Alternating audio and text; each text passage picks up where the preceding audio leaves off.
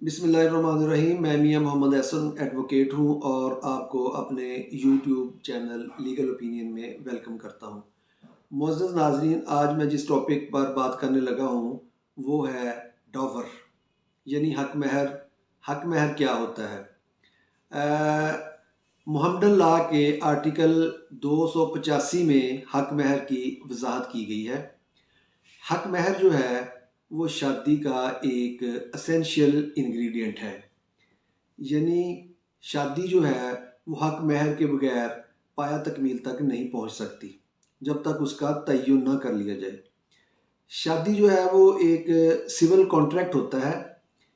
किसी भी कॉन्ट्रैक्ट या किसी भी मुआहदे के लिए इजाब व कबूल और बदल जो है उनका होना ज़रूरी है। इजाब यानी किसी फरीक की तरफ से ऑफ़र और कबूल यानी उसकी एक्सेप्टेंस। जब इजाब व कबूल होता है तो वो उसके दरमियान एक कॉन्सिडरेशन मुकर्रर होता है, यानी जो उसका बदल होता है।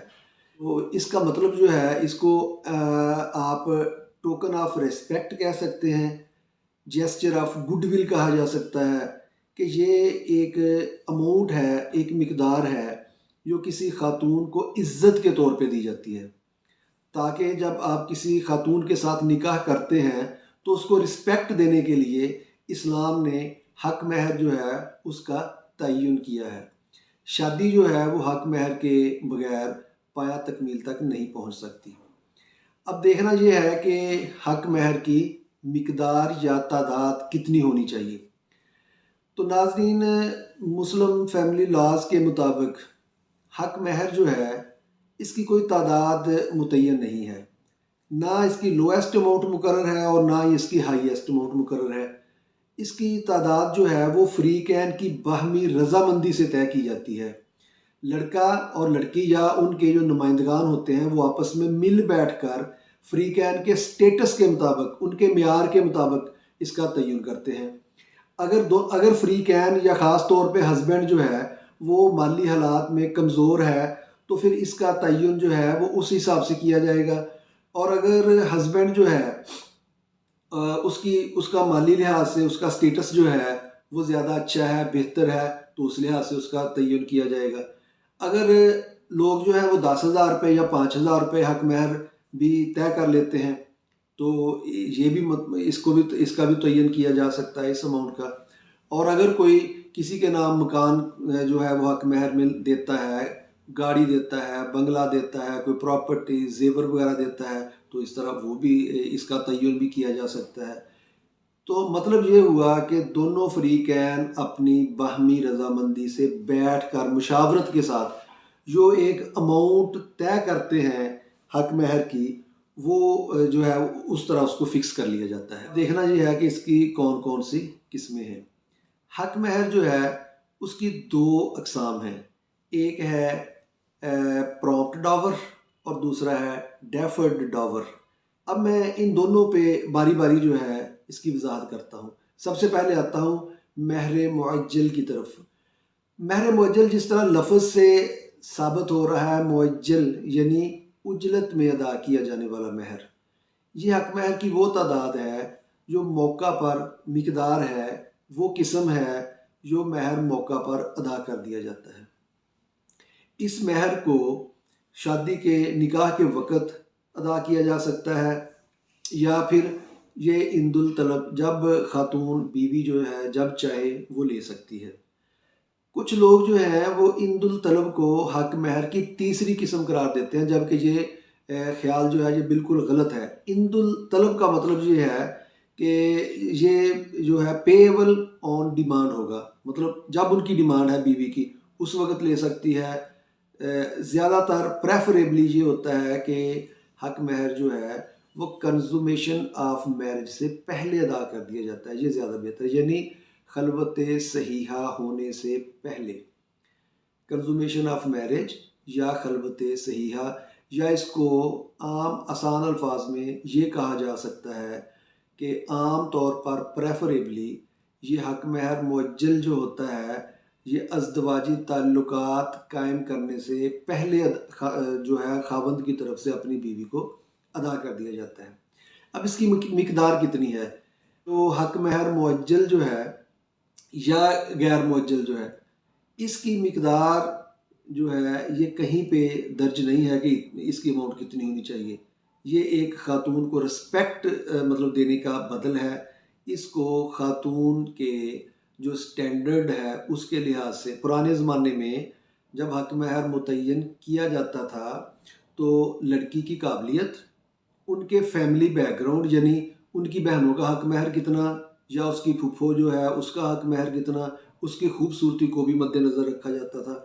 अब जो है ये शर्त ये ट्रेंड जो है ये आहिस्ता आहिस्ता कम होते बाकी अखराजात बढ़ते जा रहे हैं और हक महर जो है उसकी तादाद कम होती चली जा रही है, जो कि कोई हौसला अफजा बात नहीं है। बहरहाल अब हक महर में जो है वो इसको मुतय्यन करने के लिए किसी रकम जो है वो उसका तय्युन किया जा सकता है।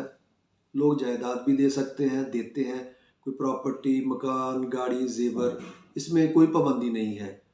और ये जो है वो इंदुल तलब या फौरी तौर पर अदा होना होता है। अब मैं आता हूँ जो इसकी सेकंड फॉर्म है वो है डेफर्ड डावर। डेफर्ड डावर होती है गैर मुअज्जल, यानी डेफर्ड डावर मौके पे अदा नहीं किया जाता। वो इसकी जो किस्म होती है महर गैर मुअज्जल की, ये किसी शादी के जो है वो तलाक की सूरत में इख्तिताम पर या खुदा न खास्ता किसी खावंद या किसी खातून का खावंद फौत हो जाए तो तब ये अदा किया जाता है। या डेफर्ड अमाउंट में कोई इसका दुरानिया भी तय किया जा सकता है। फॉर एग्जांपल अगर आप तय कर लें कि 2 साल बाद जो है डेफर्ड अमाउंट पे होगा, आप कर सकते हैं 5 साल का दुरानिया, 7 साल का, 10 साल का। अगर इसका कुछ इसकी जो लिमिट है मुकर्रर नहीं की जाती तो तलाक की सूरत में या फिर खावंद के फौत होने की सूरत में हक महर गैर मुअज्जल जो है वो अदा करना होता है। अगर खुदा न खास्ता किसी का खावंद फौत हो जाए तो उसकी जो एसेट्स हैं, उसकी जो प्रॉपर्टी है, जो उसकी विरासत है, उसमें से सबसे पहले उसकी बीवी का हक महर जो गैर मुअज्जल होता है वो उसको अदा किया जाता है। तो यानी हक महर एक तरह से शौहर पर जो है वो एक कर्ज होता है और उस ये खातून जो है उसकी बीवी जो है उसको हर सूरत में अदा करना होता है। अब इसका एक तरीका ये है या एक इसकी फॉर्म ये है या कुछ लोग क्वेश्चन ये पूछते हैं कि तलाक जो है, तलाक की सूरत में इसकी क्या सूरत हाल है। तलाक अगर खातून की रुखसती नहीं हुई, बाज़ औक़ात बाज़ इलाकों में बाज़ ख़ानदानों में ये रिवाज होता है कि निकाह कर लिया जाता है और रुखसती जो है वो बाद में अमल में आती है। अगर किसी मियाँ बीवी का निकाह हो गया लेकिन रुखसती नहीं हुई और रुखसती होने से पहले तलाक जो है वो अमल में आ गई, खावंद ने तलाक दे दी। रुखसती से मुराद मेरी ये है कि जब खातून जो है वो उनके मर्द के घर में आबाद हो या अगर वो उधर ही है और माबैन फ़रीक़ैन खलवत सहीहा हो चुकी है, अज़दवाजी ताल्लुकात कायम हो चुके हैं, कंज़ुमेशन ऑफ मैरिज जो है वो मुकम्मल हो चुकी है, तो तब जो है फिर तो ये कंफर्म हो जाएगा, फिर इसकी मिकदार जो है वो पूरी रहेगी। और अगर ऐसा एक्ट नहीं हुआ, सिर्फ निकाह हुआ और अभी रुखसती नहीं हुई तो खुदा न खास्ता कोई मामलात ख़राब हो गए, फ़रीक़ैन के दरमियान कोई गलतफ़हमियाँ पैदा हो गई जो कि तलाक की सूरत में कंप्लीट हुई या मुकम्मल हुई, या खावंद जो है वो अपनी बीवी की रुखसती के से पहले फौत हो गया, तो इस सूरत में हक महर जो है जितना तय्युन किया गया था उसका निसफ़ जो है वो अदा किया जाएगा और ऑटोमेटिकली ये तादाद जो है इसकी मिकदार जो है वो निसफ़ हो जाएगी। और मुस्लिम फैमिली लॉज ऑर्डिनेंस 1961 का सेक्शन 10 जो है वो वजाहत करता है कि अगर हक महर जो है उसकी जो निकाह का फॉर्म है, निकाह का सर्टिफिकेट है, उसमें वजाहत नहीं की गई कि हक महर मुअज्जल है या गैर मुअज्जल है, तो तब जो है समझा ये जाएगा कि पेएबल ऑन डिमांड यानी इंदुल तलब है।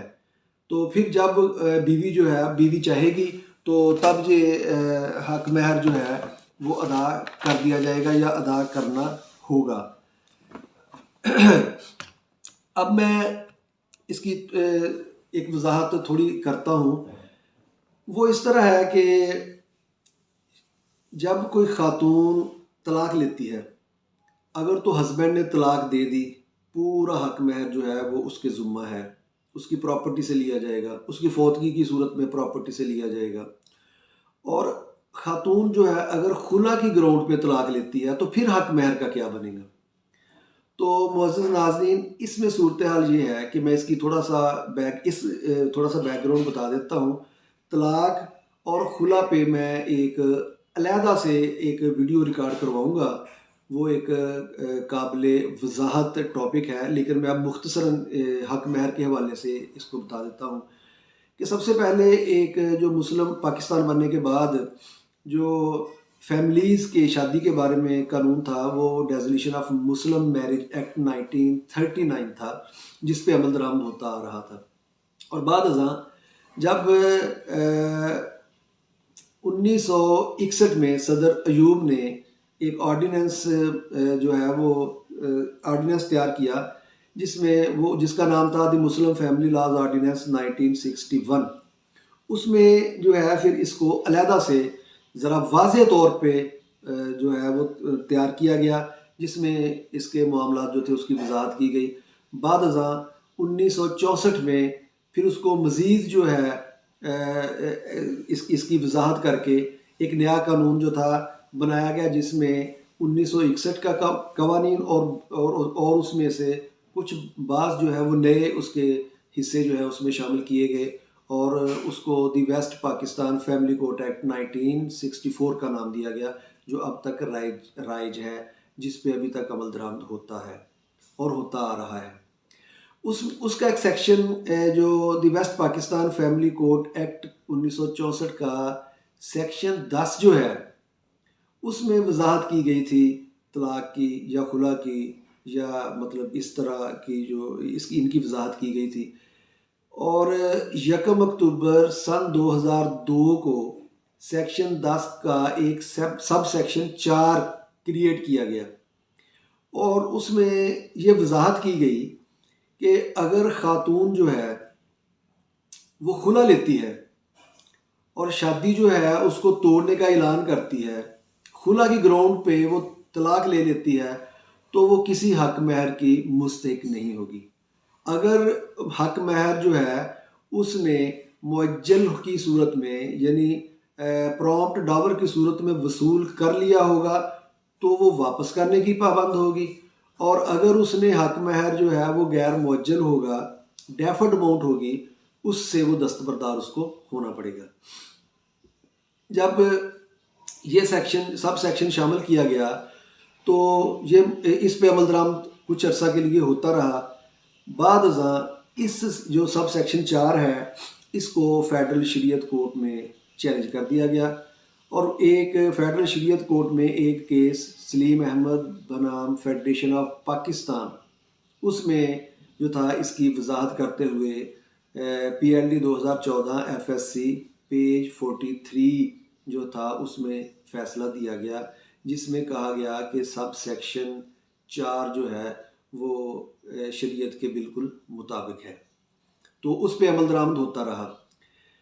बाद अज़ां 18 मार्च 2015 को पंजाब हुकूमत ने सेक्शन 10 जो West Pakistan family court act 1964 का सेक्शन 10 है, उसमें सब सेक्शन 4 के साथ सब सेक्शन 5 और सब सेक्शन 6 जो है उनका इजाफा कर दिया, जिसके मुताबिक ये तय पाया कि अगर खातून जो है वो खुला लेगी और खुला की सूरत में अगर तो उसने प्रॉम्प्ट डॉवर जो हासिल कर लिया होगा, खुला की सूरत में वो उसका सिर्फ 25% हिस्सा जो है वो वापस करने की पाबंद होगी और जो उसका डेफर्ड डॉवर होगा उसमें से 50% जो है उसको छोड़ना होगा और बकिया 50% जो अमाउंट है वो खावंद को अदा करनी होगी। ये सेक्शन 10 के सब सेक्शन 5 और 6 जो थे ये 2015 में पंजाब हुकूमत ने क्रिएट कर दिए और फिर जो मामला जो था वो इसी हिसाब से चलने लगा और फैसले इसी कानून के मुताबिक होते रहे और अब रिसेंटली 17 फरवरी 2022 को एक केस जो था वो फेडरल शरीयत कोर्ट में ज़ेर समाअत था, जिसमें 3 रुकनी बेंच ने फैसला किया। कहा कि हमने कुरान और सुन्नत की रोशनी में देखा है कि कहीं भी हमें कोई कुरान पाक की आयत या कोई हदीस ऐसी नहीं मिली जिससे ये बात वाज़े होती हो कि ये 25% जो है या 50% जो है इसको छोड़ना या इसको अदा करना इसका कहीं तयन हो। बल्कि कानून जो है वो इस्लामी उसूलों के मुताबिक अगर ख़ातून जो है वो खुला की ग्राउंड पे डिवोर्स लेगी तो देन उसको पूरे का पूरा जो है वो हक महर छोड़ना होगा। और उन्होंने इसको उन्होंने बयान किया या उसका तयन किया गया कि अब जो केसेस चल रहे हैं 1 मई 2022 के बाद जो नए केसेस दाखिल होंगे, नए केसेस दायर किए जाएंगे खुला की बाबत, तो उनमें ये सब सेक्शन 5 और सब सेक्शन 6 जो है उसको जो है वो मुस्तरद समझा जाएगा, कल अदम समझा जाएगा। और अब इस कानून के मुताबिक इस वक्त तक ये जब तक इसको अगर हुकूमत जो है या कोई प्राइवेट फ्रीक जो है इसको सुप्रीम कोर्ट में चैलेंज नहीं करता, तब तक अब अगर कोई खातून खुला लेगी तो उसको अपना पूरे का पूरा हक महर जो है वो छोड़ना होगा। और एक इसका और तरीका भी है, हक महर छोड़े बगैर या खुला के बगैर भी तलाक ली जा सकती है। उसकी अलहदा से ग्राउंड्स हैं, वो एक अलहदा टॉपिक है, उस पर मैं जो है वो फिर बाद में एक वीडियो जो है वो बनाऊंगा जो तलाक़ों की अक़साम के बारे में होगी। तो नाज़रीन, ये मेरा आज का टॉपिक था। मुझे उम्मीद है कि मेरी ये काविश जो है वो आपके लिए फ़ायदेमंद साबित होगी। और अगर आप फैमिली लाज या किसी और दीगर कानून के बारे में कोई मालूमात हासिल करना चाहते हैं तो आप मेरा चैनल लीगल ओपिनियन जो है इसको सब्सक्राइब करें, और ताकि और इस पे जो बेल आइकन है उसको दबा दें ताकि मेरी नई आने वाली वीडियो जो है वो आप तक पहुंचती रहे। और मुझे उम्मीद है इंशाल्लाह कि मेरी जो कोशिश जो है वो आप लोगों के लिए बराबर साबित होगी। वस्सलाम। Mian Mohammad Ehsan, advocate high court.